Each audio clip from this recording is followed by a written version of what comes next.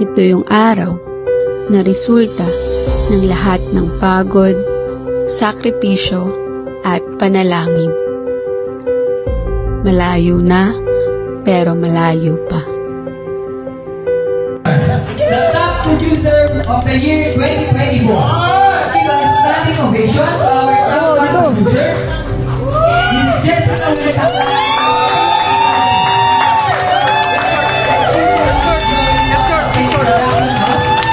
108,706,990.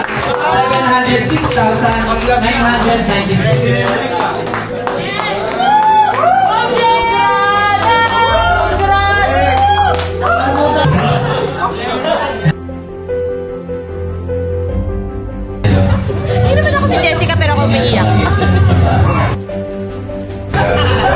Yeah, and congratulations. Ang iyong trabaho. Masaya kami ng mama mo. Nung nakaraan, may hint na ako na baka ako po yung top 1. Kasi sinabi niya.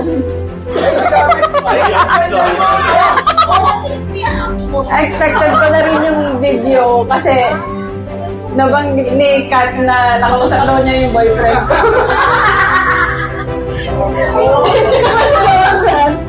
Pero na-surprise ko din po ako. Sobrang natouch po ako dun sa video. Thank you po sa effort, Sir Daniel. Kay Kat, salamat.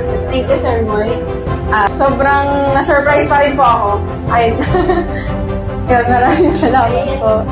And, ayun. Actually, nag-prepare ko ng speech. Sisimulan ko yung speech ko sa isang Bible verse, Jeremiah 29:11. For I know the plans I have for you, declares the Lord, plans to prosper you and not to harm you, plans to give you hope and a future. Sometimes, we think we're too late, but what if God is preparing you for something bigger than you imagine? When I started to Mega World as an agent, I sometimes question whether this was the right career for me and turn and cry to God for guidance. Yes, you have to pray to God. Sobrang malaking tulong. Actually, when I was started here, alam ko na sa tao imposible, pero sa Panginoon walang imposible.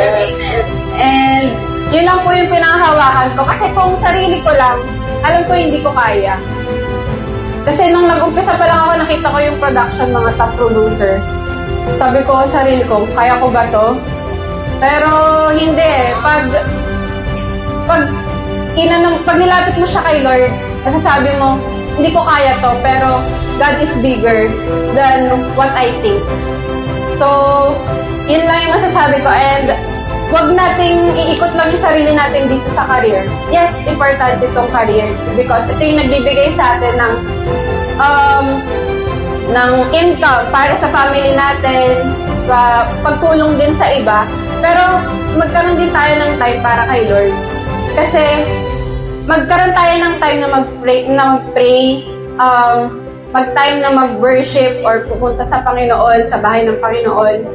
Honestly po, wala sa plan ko po talaga yung maging top producer. I'm just doing my job para maging testimony lang po and mag-glorify yung name ni Lord. And totoo na God doesn't follow timelines.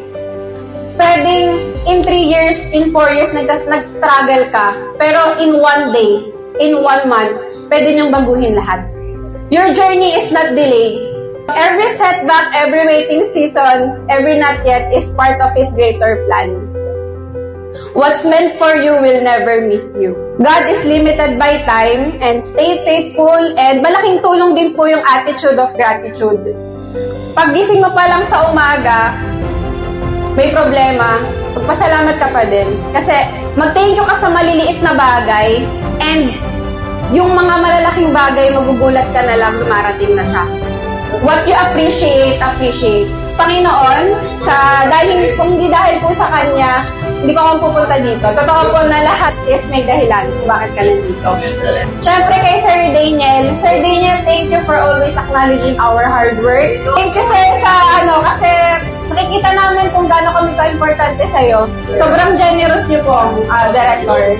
Nararamdaman po namin yung support niyo sa bawat agent, hindi lang po sa mga managers. And syempre, sa isang taong alam ko na siya yung unang nagtiwala sa kakayahan ko, Sir Moises, maraming salamat po. Maraming salamat, sir, sa pag-encourage sa amin to grow. And hindi ka selfish, sir, kasi lagi mong pinapakinggan yung side ng agent. Hindi lang yung sa sarili mo na ito yung tama, ito yung gawin nyo. Lagi mong pinapakinggan, sir, yung side namin. Thank you for that, sir. And thank you sa guidance. Alam ko, sir, na hindi ako makakarating dito sa kalagayan ko ngayon kung hindi dahil sa inyo. And I'm so blessed na kayo po yung manager ko. And syempre, ito, Ma'am Aya. Thank you to Ma'am Aya sa pag-guide din sa amin sa mga trainings. Thank you so much. And sobrang blessed po namin. Ang huli ko lang pong sasabihin ko, nagsimula ako sa Bible verse, magtatapos din ako sa Bible verse na Matthew 19:29. With men, this is impossible, but with God, all things are possible. Thank you so much, Ms. Jessica, and congratulations once again.